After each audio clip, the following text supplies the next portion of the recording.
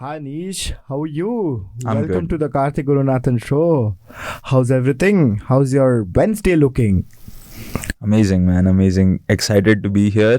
That's nice. Looking forward to this conversation For and sure. definitely in search of some knowledge. In search of some knowledge, I think that's all of us, right? Yeah. I think that's all of us. So to our viewers, Anish is actually a business owner. He started his company when he was a junior at Penn State. He is from India, just as I am, and he changed his majors like twice, and he decided that entrepreneurship is his thing, and he started SageArt. SageArt is an AI generated picture tool. I'll let him talk about it a little later, but he's doing some exciting stuff, and that's why we have you here. But I want to take a few steps back. Where were you born? How did you end up in Penn State? Okay. I was born in Kolhapur, India. Yeah. That's my mom's town. Okay. And the journey from there to Penn State has been a very interesting one, to say the least. I was actually moving countries a lot in my childhood. I stayed around 8 years in Malaysia. Okay. Oh, I lived in Singapore. Oh, that's interesting. Yeah. Which part? So I used to live in the east near Tampines. And where did you live? KL? KL and Penang as well. Oh, Penang. I visited Penang. I really like the place. Yeah, it was a beautiful city, beach town, good vibes. Good vibes, right? Did you go to the international school there? Yes, I actually went to Global Indian International That's where School. I went. Oh my God. You're joking. So Atul Temurnikar and all those people, right? I don't recall names. Okay. But I think I might have met them most That's probably. literally where I went in Singapore. That is interesting. That is so funny. Wow. Okay. Yeah. Go ahead. Yeah. So yeah, then after Malaysia, came back to India around 8th grade. Okay.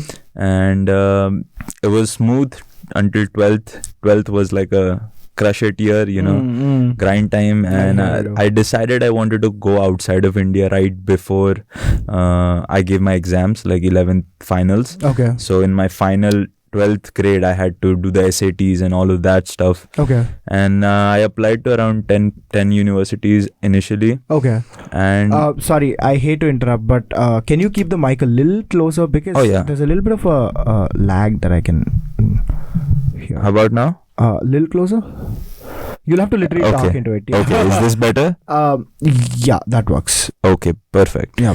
So yeah, I where was I? You were talking about your time in in like your final year of high school, and then you. Oh, right. Final year of high school, I decided to give the SATs. Got a decent score, applied to 10 universities. And one thing that was really frustrating for me in the college application process, I'd say, was the lack of guidance from for international students to move to America. Like, there's a lot of things I'd say you don't look at when you're in India and you're trying to move here, or for that matter any country, like the society, how people would be, and these factors are not guided, and we make decisions off of that. And I feel like counseling as a thing should be much better. Okay. But even though that happened, like I applied to the top 10 schools. Okay. Because my counselor at that time said, you'll just get in, go ahead. And that didn't happen, so I had to kind of wait and do the whole process again. Okay. And Penn State was the only one that was open late, and a few other universities I'd already gotten in. Okay. But Penn State was much better than those, so then that's how I'm here. That's now. how you decided to come to Penn State. Yeah. Dude, that's nice. I love that. So you basically were your senior year of high school, and you decided to do this, basically. Yeah. Nice. And you were based out of Mumbai, right? Pune. Oh, nice. I have a lot of friends from Pune. Shout out, Nirame. So basically that happened, and then you came to the US with a mechanical engineering aspiration. Yes. And what happened? A lot happened. Okay. So mechanical engineering, I kind of started it because initially I wanted to go into aerospace, but I realized early on that there is no hiring for me happening in the US. Okay. In aerospace. Because you're a non-citizen, right? You're not a US citizen. Okay, yes. Got it. So then I decided to go with a broader approach for engineering, move to the mechanical side. Okay. but I kind of got bored of it really quickly because I'm someone who really relates with technology a lot more than mechanical stuff. Okay. And Yeah. the lack of technology in mechanical engineering really bored me. and I just decided to move on. Went to electrical engineering. Okay. That I actually had to take a break here between that shift. COVID had happened. Okay. And this whole situation kind of put my financial situation in a question mark, and decided to take a break here. Worked as a digital marketing manager In India? Yeah. Oh, in India. nice. Okay. And through all of that, I kind of realized technology is what I want to be at. Okay. In terms of knowledge. And that shift happened, electrical engineering. And then I realized it's not very customer focused technology in electrical engineering. Oh, okay. And you shifted to electrical engineering. Okay. And then from electrical, I realized that I need to have some sort of tech-based business, but not purely electrical engineering per se. So I kind of explored my options. It was kind of late, but I still wanted to get into the right major because I believe I only want one degree. Correct. Yeah. I don't want to pursue more than one degree. Fair so enough, for that one degree, I wanted to make it worthwhile as a journey in knowledge and in terms of experience of another country. Okay. So, and then you shifted to entrepreneurship. Yes. Now, actually, it's enterprise technology integration. Got it. Very niche kind of major, I would say, at Penn State, but it perfectly suits exactly what I was looking for. Got it. And this is with the College of IST, right? Yes. Dude, College of IST and the Karthik Gurunathan podcast have some cool affiliations. Maybe they should fund me. No, I'm just joking. So, that is awesome. So, you decided to do the switch in 2021, is it? Yes, around that time. Okay, got it. So, you switched your first major around first year, and then you were like, junior year, I'm going to go to enterprise management. That's awesome, man. Now, so you have SageArt, right? Yes. And I think SageArt was born out of 310, right? Or whatever that course is. SageArt was born out of COVID. That's what I Born say. out of COVID. Okay. Tell me more. Yep. So I was working as a digital marketing manager and working with my own team. There I got a chance to kind of explore graphic designing as a thing. I knew that I wasn't a graphic designer myself, but I really enjoyed the work of graphic designers and working with them. Oh, wow. So I saw this opportunity in the market where there are so many graphic designers who are actually independent artists and they do not have a platform to sell their artwork and get to the right audiences. But the major problem here was design wasn't cheap in the market. If you get cheap design, it's not reliable. If you go to big corporations, it's not cheap. So mid-size, small-size companies, influencers, all of these markets were not able to get cost-effective designs. And what we realized is this gap is between digital marketing and content generation per se. Okay. So that's where Sage kind of aligned into the marketplace. Okay. That's where that idea came from, with the intention of helping digital artists monetize their work. Got it. And okay, so it's not just for shirts, is it? It's not just AI art on shirts, is it? It's not just that. Okay. No. We believe that art is something very personal and human in nature. Okay. I mean, of course, a machine AI can make an artwork if you put in the prompt. Got it. But the value doesn't lie in an artwork where it's made. It's like the journey of making it that gives the artwork value, or the emotions, the feelings behind that artwork. You think so? Yes, most definitely. Okay, so you've interacted with these designers in life, right? So in India, right, I want to go on a rant. I feel like in India, a lot of these modern artists, these graphic designers, are sort of thought to be these extremely sort of non-artistic people. They just don't have any other talent and they decided to become graphic designers. That's the perception, and that is very far from the truth. These people are very aesthetic. They are trained in art. They're very good at what they do and things like that, right? It's not an easy thing to do. Absolutely. So that's amazing. That's nice. So they deserve that fillip to sort of engage with their audience, their end customer. So I hear what you're saying. So once you did this, right, once you were able to get this bridge going with SageArt, where you have a particular artwork that a creator creates, that a digital guy creates, what do you do? So what I kind of noticed was the difference between traditional art and digital art is what makes it different for a graphic designer to succeed. If you view traditional art and see how it is sold and bought and what values it, it's completely different from how digital art is. So the fact is, a traditional artwork is one-off, and that's why it has value, because it cannot be replicated. Okay. That's one aspect of it. There are many other factors, like what the artist represents. Is it popular? Is it like valued by the people enough? But when it comes to a digital artwork, the story is completely different. It's to replicate that, it's as easy as a Control-C, Control-V. I see what you're saying. So then the problem arises of how do you give value to an artwork, which is a real artwork, but is on the digital sphere. That's when we kind of realized we needed to manufacture products out of these artworks. Okay.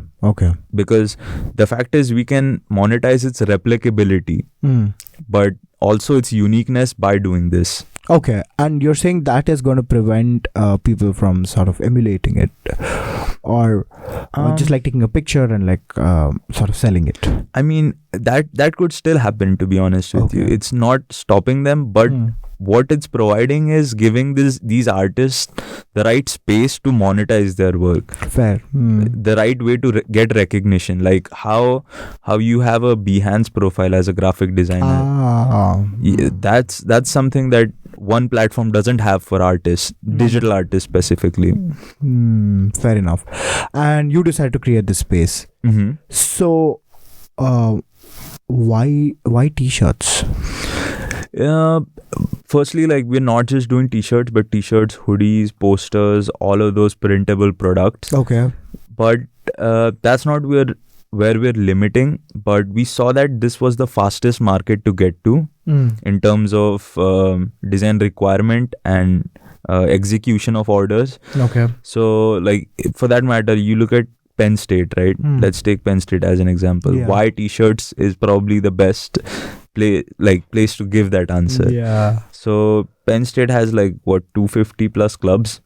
Each club has a graphic designing requirement for their t-shirts, merch, whatever, stickers. And nobody per se in that club is a graphic designer usually. Fair enough. There is someone who does the design because they know Canva or something like that. Correct. Photoshop or whatever. But the thing is, if you look at what the merch is trying to achieve, which is to represent your club in the best possible way, so that someone new who sees that merch kind of goes, oh, who made that? What is that? I see what you're saying. And at the same time, the people in the club should have that sense of belonging, that, this is where I've been in my college life. And that's what we saw as a potential of, okay, there is an artist here. There is a potential artwork to be made out of this story of this club, and people could get that sort of satisfaction of owning a piece of what they worked on in a t-shirt form or sticker form, for that matter. Got it. And why do you think any club is actually going to offload that to an artist? Why do you think they're going to do that? Don't you think they're better off just like spending 15 minutes on Canva and trying to get a logo up and running?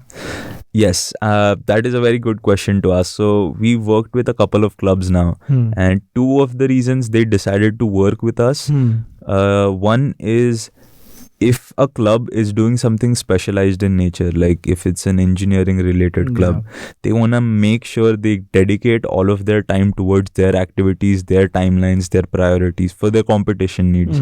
So one is, we're not we're saving their time in a sense. Fair enough. And second is, when you do a design on Canva, or as a non-designer or someone who just wants to stick a logo, Yeah. of course you can do that, but it is not the best representation of what you're doing. And it could be done much more artistic, and it's that swag factor, I would say. I agree. I completely agree. So you're saying, as opposed to paying $20 to your shirt, you would pay $25 if it's a really good shirt. Yeah. With a logo that's well designed. I mean, not just logo, but think design from a broader perspective, right? Okay. Like we had this case where ISC, International Student Council, I was working with them, and they needed hoodies for their World in Conversation event. Okay. And there we saw this requirement that they had a logo where hands were holding each other to represent this international community. Yeah. And we came up with a design that kind of encompassed international monuments. We encompassed these hands, and the design was like a front and back design. Okay. And everybody really loved it. Like, it was very unique, something they'd not seen before. You could have just stuck a logo on that t-shirt and said it's an IC t-shirt, but that difference that it creates when you bring in that artist is really impactful for both the people wearing it and the people seeing it. Got it. No, I love that. So, dude, that's like, you don't come up with these ideas. These graphic designers come up with these ideas, right? Yes, kind of. In some sense. Yeah. So you tell them, see, I have this club that's ISC and that wants to host this event, and they basically have their brain sort of working full time to get these ideas, right? Right. That's very cool, man. I like that. Now, what else does SageArt do apart from clubs? I know clubs are just like a small part of the story, right? What's your larger part of the story? So the larger part of the story is we begin with e-commerce. Okay. We want to have products ready to be uploaded and sold by these artists. So one thing we're trying to do right now is the April 20th launch of the e-commerce store. So guys, here's the thing, folks. April 20th is the SageArt digital store launch, and that's going to happen at Penn State. Yes. Right? Is there going to be a after party? For sure, man. I mean, I don't see a reason why not. Dude, that's awesome. So how are you doing it? Is it going to be like an online launch where you're like, you're just going to put up messages on all social media that this new product is out there in the world, or? Yes. So we are, of course, going to do our social media side of due diligence. Okay. And apart from that, we're having these stalls set up at Penn State events, like how we met the other day at Three Dots. Correct, yeah. So we're having these kind of small little events to talk about what we're doing to the Penn State community and get people engaged. Dude, that is insane. That is insane. So, once we have the store, right, anybody who wants digital art, not created by themselves, created by someone else, based on your needs, on a hoodie or any garment, essentially logs into SageArt and they can book this. Yes, absolutely. Dude, I like that idea. The thing is, it's actually a very simple idea. I don't know if you realize it. It's actually a very simple idea, but everybody thinks about it from time to time, but you sort of had the guts to implement. I feel like designing shirts is a very good business. Designing logos is a very good business. Nobody wants to merge the two, but you managed to do that, and I like that. That's a very, very niche market fit. I love that. Now tell me a little more about, so you're not the only person in this team, right? Who are the people, who are the brains and the bones behind this? Yes, absolutely. We are now, I would say, a team of around 6. Okay. So the way this platform was developed was in a modular fashion. Okay. So initially we had a graphic designing team of 4 people. Ishan Gonsikar, my school friend. Okay. A very talented designer. Okay. Shout out to you, Ishan. Yes, Ishan Gonsikar. So he led the design of the project. Okay. And we hired like 3 graphic designers who were his affiliates. Okay. Sanjana, Palvi, and we kind of worked around with that design vision of creating an art experience, not just a product selling platform. We did some customer discovery and we realized that in order for a purchase to happen on an artwork. The user or the customer has to connect with either the artwork story or the artist story or his own story in that artwork. Okay. And there we realized that it's not about selling a t-shirt then. Not about selling a hoodie. It's about selling what's on it. And that's how the design vision was had by Ishan, with that in mind, to create an art experience that like really engages people on a much deeper level and inspires them to actually create products on their own, like to come up with an idea, to come up with this, thought, I want this made like this. Like as simple as my friend, a very close friend, Sharon Shivkar, back in Pune, lives right across my house. I wanted to gift him a hoodie with a special character on it. Okay. And I wanted to have two characters that we both love in a TV series. Okay, what's this TV series? Naruto. Okay. So I just wanted to give him a hoodie with two specific characters in a specific location. Yeah. And I didn't find a space online to do that. Okay. I tried to search Naruto hoodies. Of course, that image wouldn't come up. Okay. Those two characters wouldn't come up. And it was like, why is it so hard for me to get exactly what I want in the design? Is it that hard? I mean, I could have gone to a designer in Fiverr and then went to a vendor to print it out. Yeah. But why is it not in one location? Okay. No, I didn't think of it that way at all. Wow. And then you decided to get this done custom made and you gave it to the kid, is it? Yeah. Nice. I like that. So you have these people and they're all based out of India. So you guys are like a startup that has US presence and Yes, absolutely. On the US presence side, I've talked about Ishan, kind of went off track into the design, but that's the design team. Now we have the development team who's building the actual project. Ashutosh Deshmukh is our development head back in India. Okay. He's the founder of Areen Solutions, which is a company that essentially does your website, graphic designing, app development, all that sort of stuff. And I met him at a friend's party this December actually. Oh, nice. Yes. Okay. So that's where we hit it off, and it's been going so far so good, with the development. But apart from that, we had a very critical, I would say, design intervention. Okay. It was with the UXPA. It's a UI UX club at Penn State, and Lauren Pearl is the president there. She was heading that whole program, and I worked with them as a company myself, like as SageArt. And what we did was we started off with a 2 or 3 designer team. Okay. That was in India, basically. No, that was in the US. Yes. This was the club's members. Okay. And we sat down with the Indian designers who were working on, and critically evaluated each part of the design to refine it further and to connect it better. So why was this twofold design process put in place? So that we could have the most optimal experience for the user.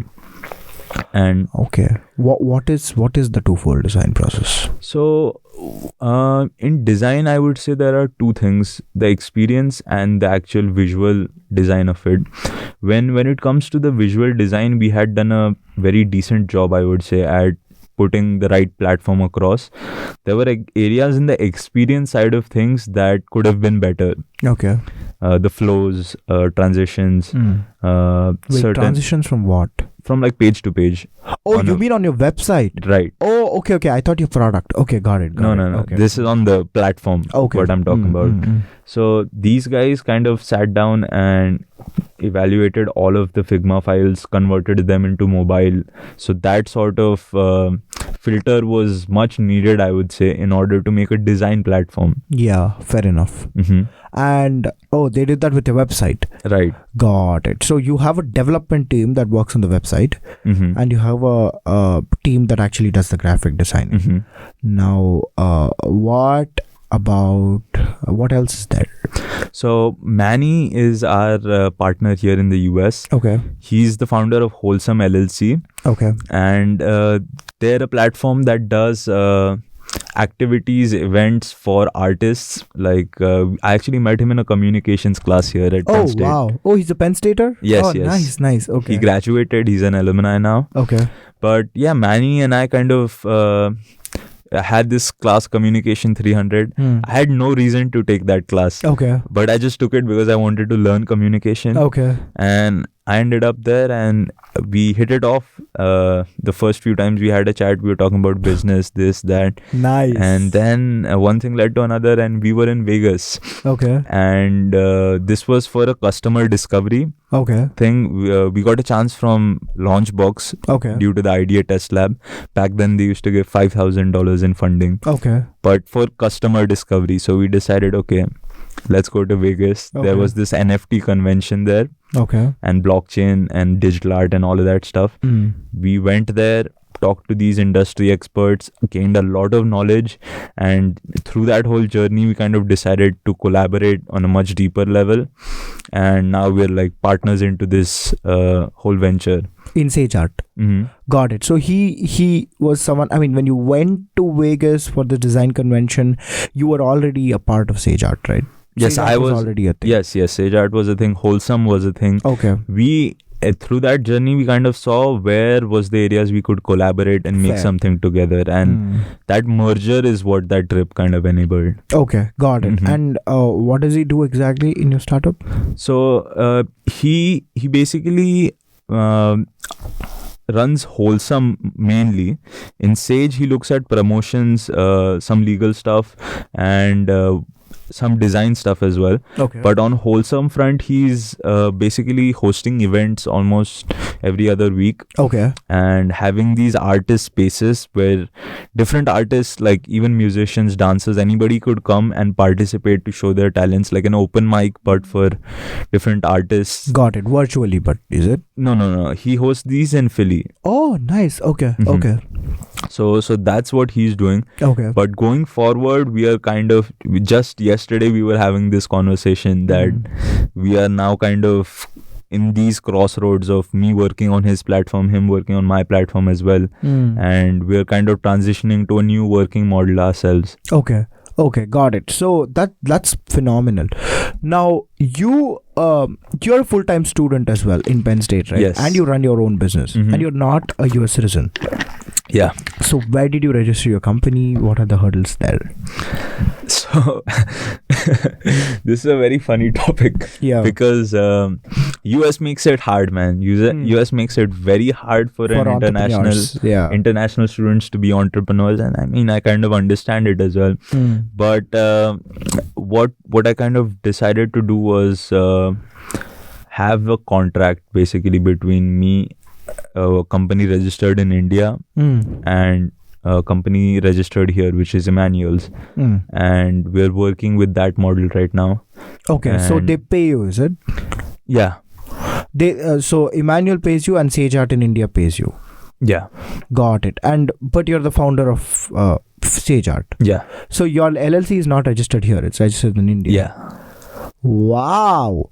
So if you're an entrepreneur from India who's living in the US, not living, studying temporarily sort of, you can do this whole LLC thing where you basically register it in India and you have co-founders in India who are running everything for you, and you can continue to do your stuff here. Yeah. Is that how it works? Yeah, you need an American citizen to be the company here, and that partnership has to be established on a contractual level. Okay. But I would say that's fair grounds to do business, because now you're not dealing with the US government who's going to be on your ass for targets all the time, you know. Correct, because if you're an international student and you do invest money and you do make your own startup, they will give you targets for each year, and if you do not meet them, they have the right to kick you off. Okay. And what's your visa status? F1. Oh, you're still in F1 visa. Yes. Student visa. So you're a student visa guy who happens to have a contract with another firm which has majority stake in SageArt US, is it? Or the version of SageArt US? Yeah, I would say in a way. Oh, okay. That's very interesting. So does that mean that you can never have majority stake, or do you have like a legal agreement saying, you know, once I get status, you're going to have majority stake? So that whole thing is, I would say it's in the working. We're still figuring out each nuance of that deal. Okay. But how it would work is we do not distribute equity. We keep each company's equity to ourselves. Okay. And whatever profits are made, we share those. Okay. So that's how it is working for now. Got it. So what about the question of you cannot work for more than 20 hours if you're a student? I mean, technically, I'm not a full-time employee there. I'm an intern. Oh, you're an intern there. Oh. So when you say you're an intern, you work only 20 hours there. Yeah. And you're on a CPT, is it? Mm-hmm. Oh, I see. So you can be on your CPT, you can work 20 hours while you're on your CPT, as well as you're a full-time student with like X credits. Yeah. Wow. That's insane, man. That's the hustle. I did not know this could exist. Yeah, I mean, I had to go through some loopholes to find this. Dude, that's amazing. When did you do this research? Just talking around, asking people. Launchbox is a great place to get advice on stuff, Launchbox provides this advice to international students? Absolutely, on man. how to dude, wow. Okay, I'm going to walk into Launchbox literally today, because that is insane. I never ever thought Launchbox would be able to do that. I mean, they have this support of the legal clinic, the law clinic. Yes, And yeah. as an entrepreneur, you need that legal backing. Got it. And as an international student, to afford lawyers here is a whole different question. Yeah. So what the Penn State Law Clinic does is enables us to have that support system. Fair enough. Yeah. And you're saying you graduate this semester, right? Yeah. So what are you going to do afterwards? Oh, actually, I graduate fall of this semester. Yeah. So what are you going to do afterwards? So to be honest, the plan is to get Sage going. Okay. And see where that goes. I want to really give it my best shot at completing this vision. Okay. And if that does work out, then I can transition right into the business after college. And how do you do that? What will be your visa status?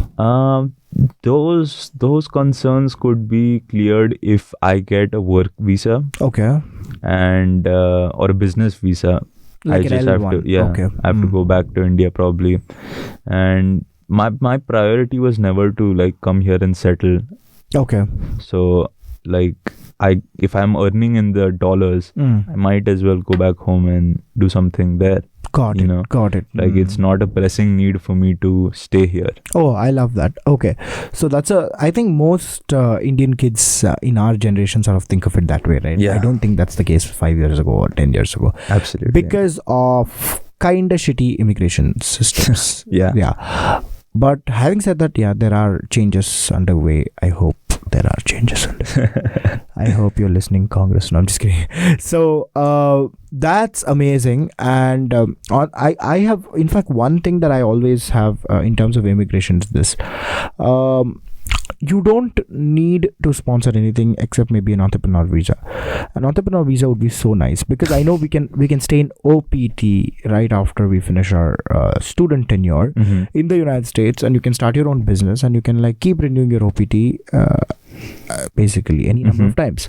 But the problem with that is it's not an entrepreneurship visa. It doesn't afford the benefits of an entrepreneurship visa. Yeah. So I've always wanted to have an entrepreneurship visa in the US. I think that'll be really cool.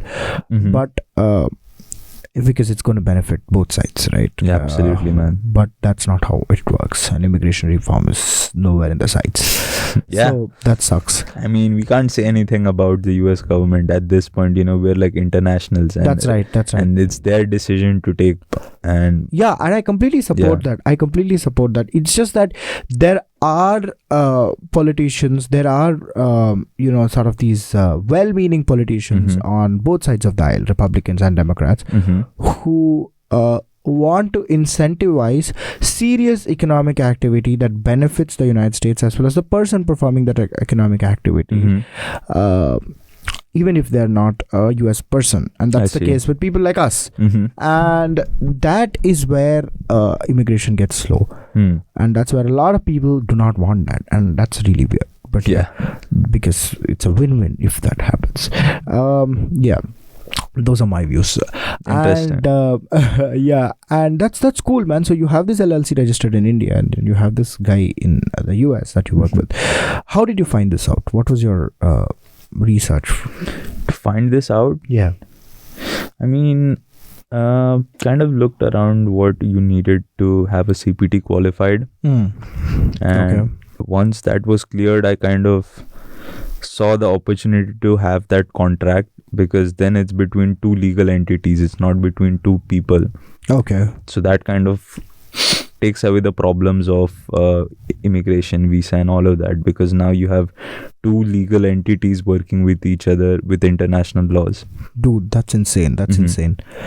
And have you been making reasonable profits? So we just got our first order in last week, AVT. Oh, you guys are super new, right? We're just getting off the ground right now. It's in our takeoff.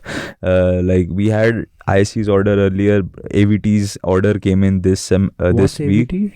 AVT is autonomous vehicle training. Oh, that's a club in Penn State. Is it? Wow. So you got a club in Penn State to sign, like two clubs in Penn State to sign orders with you.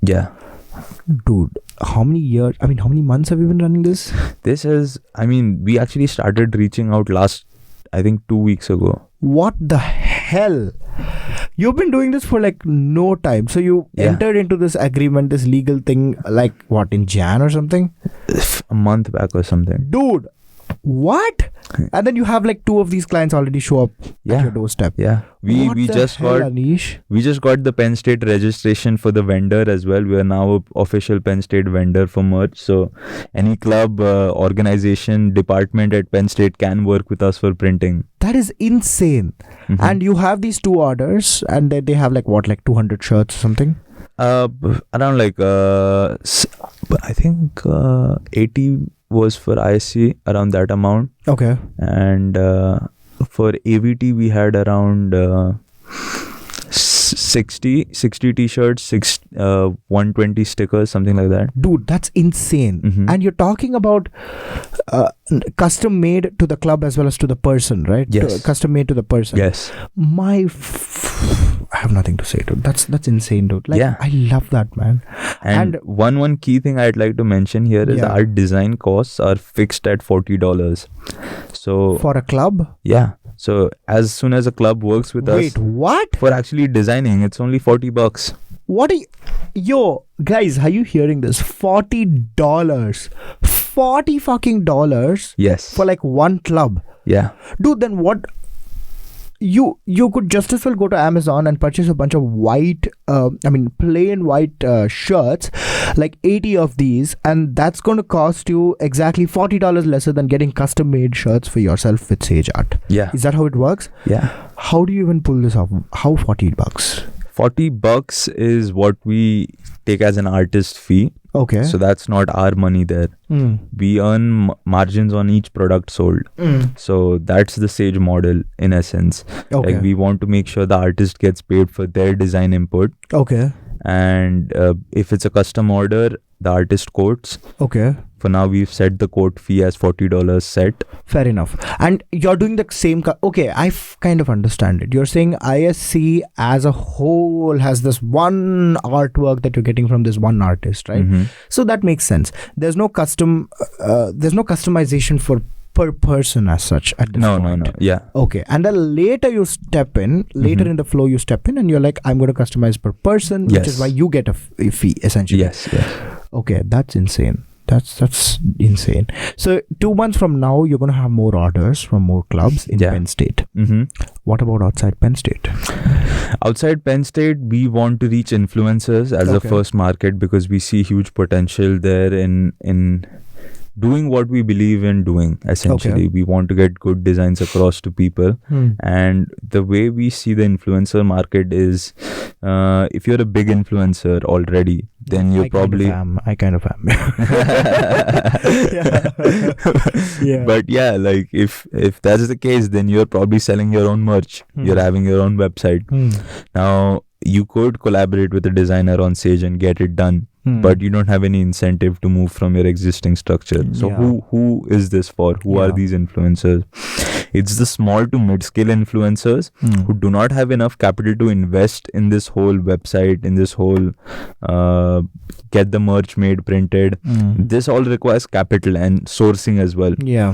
So that hassle we're trying to eliminate, because these guys still have a fan following that they can monetize. Like you see Twitch streamers, for example, right? Twitch streamers get donations. And as a customer, or rather a viewer, you're not getting anything in return for that donation, which seems like absolutely insane to me. I mean, you're getting content and you're getting donations for that content, but you have this brand persona that you can monetize through products. And you're saying that that's not happening right now, is it? It's hard for the influencer to put in that money without knowing whether it works or not. Put in that money for getting prints made or something like that, you know. Got it. So how does SageArt solve that problem? So when an influencer comes up to us with a design requirement, we have artists. We'll try to match the best artist with that influencer's vibe. Like if we have a sports influencer, we have an artist who makes sports related artworks, and we try to match those together to really understand what the customer needs as an influencer and what their audience needs. So when that happens, that interaction creates a custom order requirement to Sage, where we get this order, customize the artwork, and then we manufacture all the products ourselves. We do that to ensure quality. So we have dedicated vendors who make our products, and we don't move away from those because we want to ensure highest quality. And when that happens, an influencer can put a certain amount of orders in, certain quantities, and after the sale we print them, and that means there is no capital coming in from the influencer side. It's like made to order kind of when an order comes in. I see what you're saying. So they don't pay till they sell, essentially. So that's like a really good model. Now tell me one thing, what do you classify as a small to mid-scale influencer? Someone with around 5k following, 10k following. Do you think anybody wants to buy their merch? So why do you think these people are being followed? They're being followed because they have interesting content or something like that, I'm guessing. They have something to offer as a content, either in knowledge, entertainment, arousal, OnlyFans for that matter. You know, like why do people get paid online, right? These answers come to the point where a customer relates to this influencer, gets something out of it, and follows. Now they are kind of intrigued by the story of this influencer. The tale, they come up every day, post a video, post a reel. There is this sort of connection between a fan base and the influencer itself.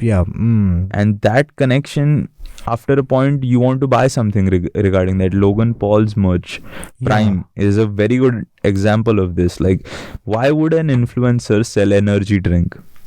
But that kid is popular. He's not a mid or small scale influencer. Exactly. Now you look at this phenomenon on a big scale, and you minimize it to mid scale. You look at certain influencers that are 10k, 15k following, and they have specifically these niches who would buy products from them.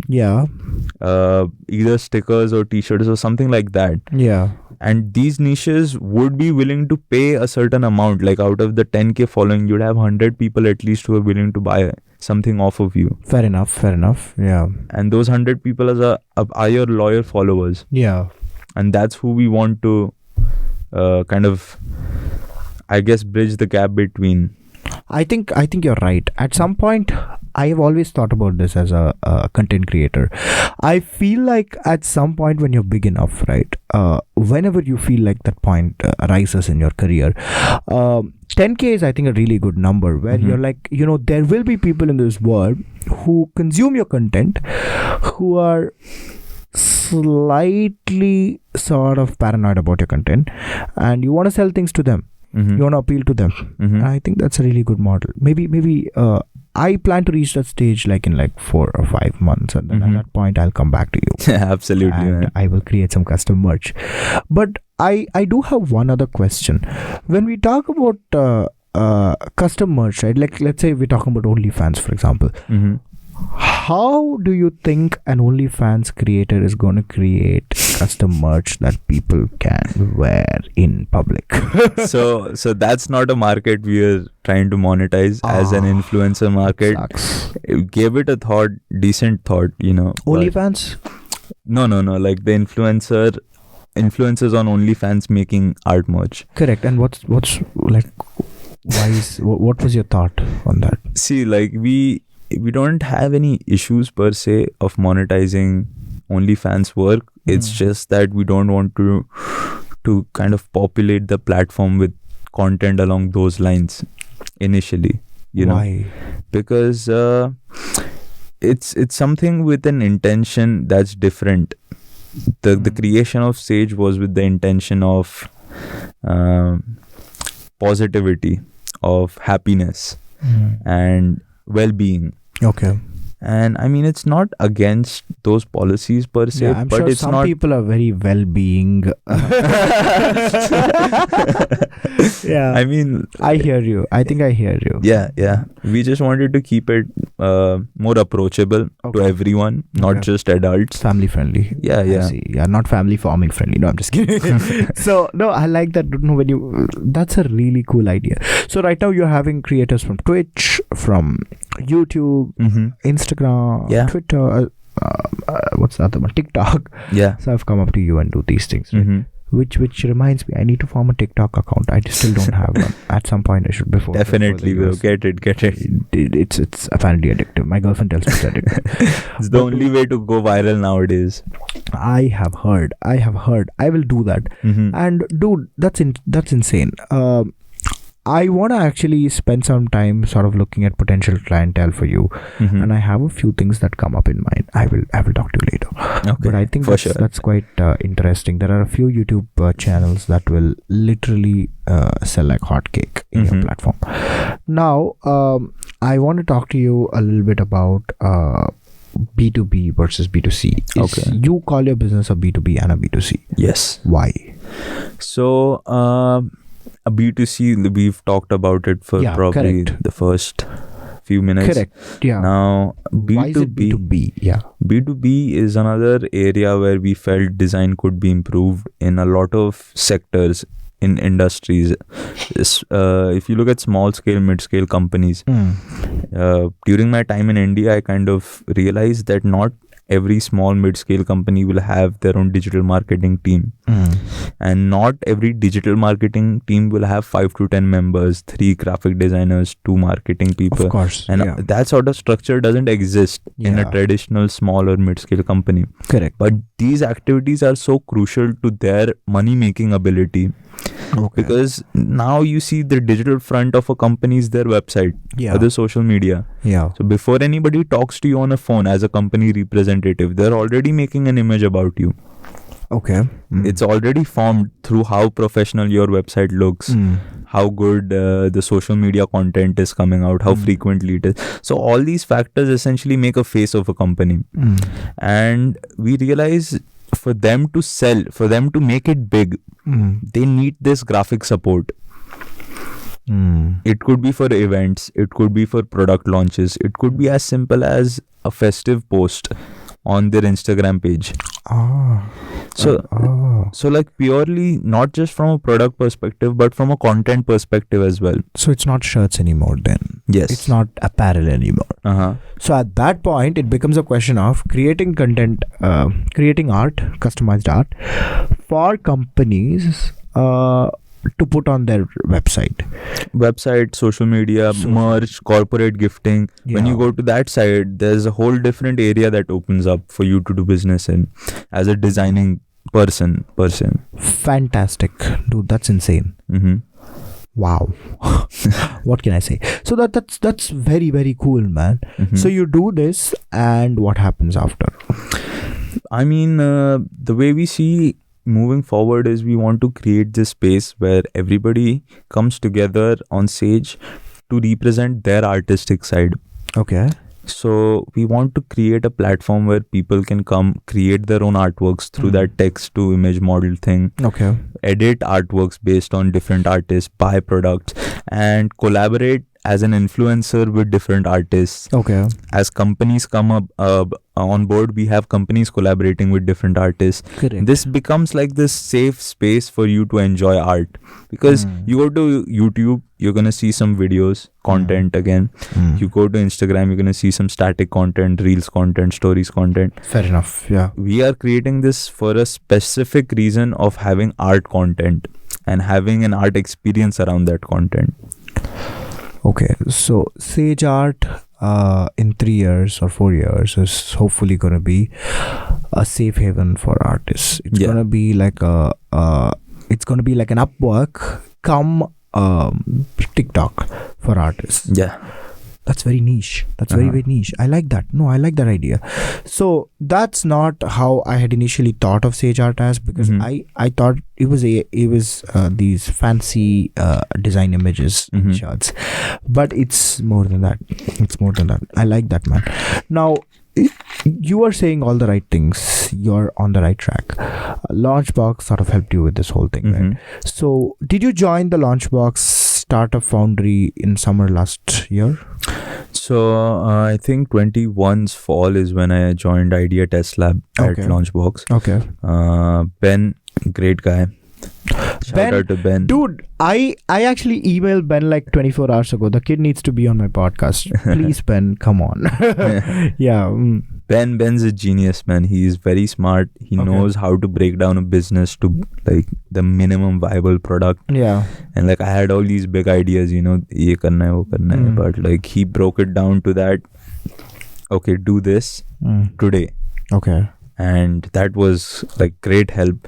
Elizabeth, another very talented person. She's the director at the Launchbox. Okay. She has supported me since like the day one, being involved, like not just from a advisor perspective, but they actually care, for you as a person and as an entrepreneur, because I feel like somewhere along the lines they've gone through that struggle themselves. Got it. Yeah. And that sort of comfort you'd never get anywhere in the business world. Fair enough. Yeah. Like nobody's going to give a fuck about you. Yeah. Yeah. You're just another person struggling. But that's not the case at the Launchbox, and I'd say that's what separates it apart from anything else. You think so?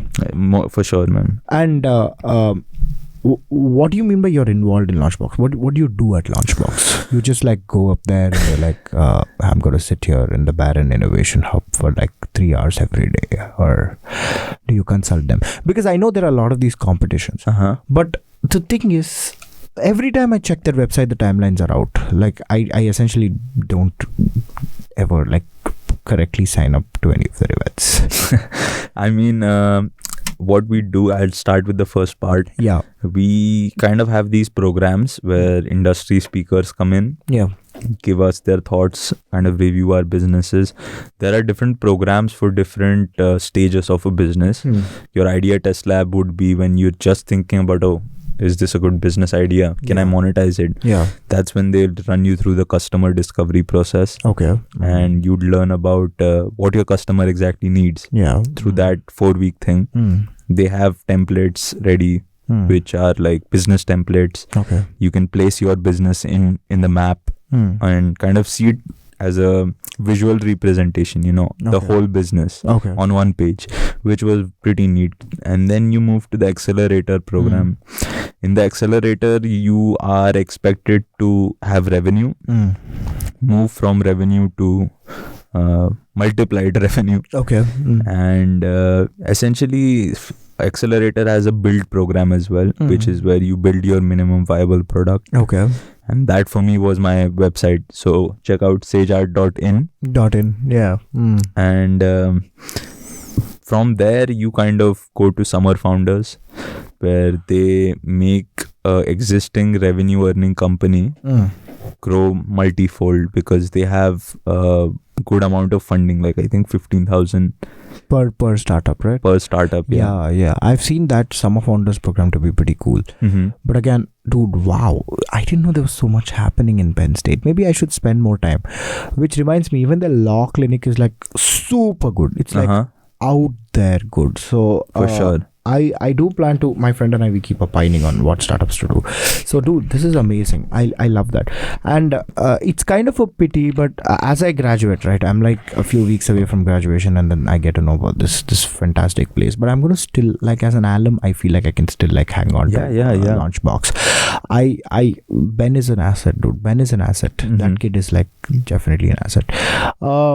So with that, right, I want to ask you a little more about what your day looks like, because you're doing all of these things. You're basically doing a startup, you're doing your university stuff, and I don't know, like gym. So what does your day look like? Day looks starts around 9. Okay. Wake up. Okay. Have this morning routine I've been doing lately. Some meditation, some workout. Dude, I do meditation too. Yeah. Bet. Yeah, man. It is just so vital, I feel. I agree. As I'm growing up, I'm kind of realizing that, okay, I mean, old people used to do certain things a certain way. Yeah. But I get the why now, Yeah, fair enough. So the morning routine, cold shower. What are you saying? You take a cold shower? Yeah. Dog, that's scary. It's fantastic, man. It's just so charging. Like, you do it and nothing's gonna stop you. I'd rather just like sleep. Always an option. Always a very good option. Dude, I get up thinking about my shower. My morning routine involves me literally running towards my shower and getting into hot water. Especially on the colder days in Pennsylvania. State college gets fucking cold. Absolutely, man. It's chaotic in a way, bro. And you take cold showers even then? Yeah, I mean, I try to. I sometimes, if I'm feeling a little, not as intense, I'd start with a warm shower and then switch to the cold in the middle of it. But dude, you're built out. I don't know what you're built out. Anyway, with that, okay, you do some meditation and then you do some workout. Like mornings kicked in. Now I'm pumped up. I start classes. Okay. Come here, do some classes. I usually have my routine set up where it's like from morning to afternoon, I'm usually done with everything. Okay. So after that, I go to the Launchbox, do my Sage related work there. Oh, in the Launchbox? Yeah. You pretty much work in the Launchbox. Yeah, that's like an office space a founder gets access to. If you participate in any of these programs, you have like a year's access 24/7 to that location. Dude, I'm coming there. The best part is it's actually open to all Penn Staters, as it were. So I think I'm gonna be there. I'm gonna be there soon. I'm gonna use those study spaces. Yeah. Yes. So yeah, that's what I do in the afternoon. Some Sage related stuff happens, and usually sometimes in the morning as well I have to take calls. Okay. Because the development team works in India, so that 12-hour difference. And then after that, it's just studies, shifts, work shifts. I used to work at the hub. I now work at the library. Wow, man. So that shift happens 3 hours. Okay. And then go back to library or Launchbox and work till 12:01. Wow. And then restart. Bless you. Excuse me, I'm sorry. Dude, that's some insane stuff.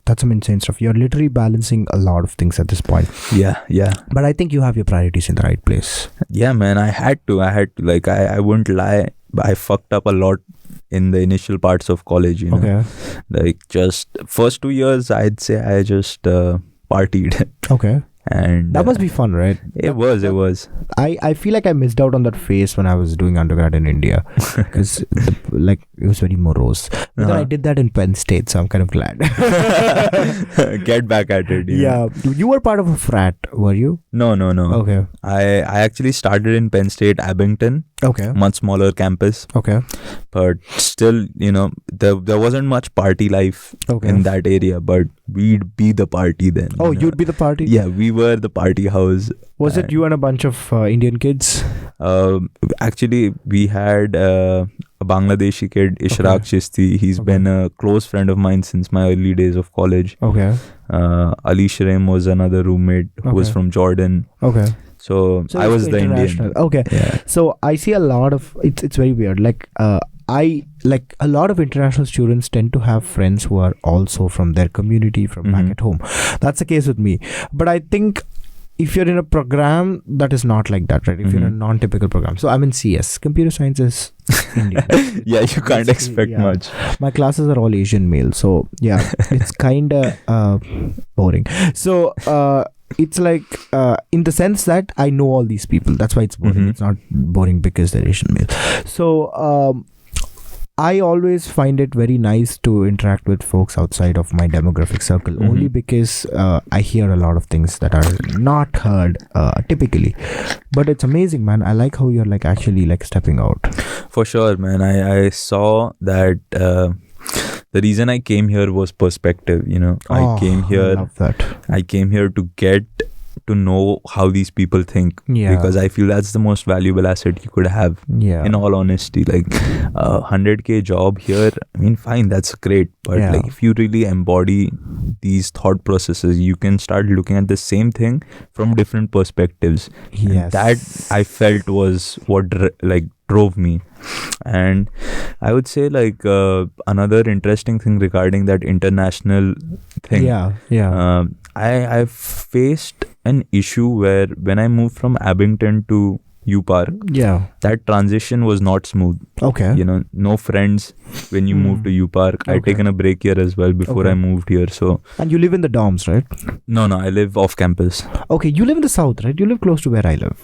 Which south? South of campus. Oh, right. Yeah.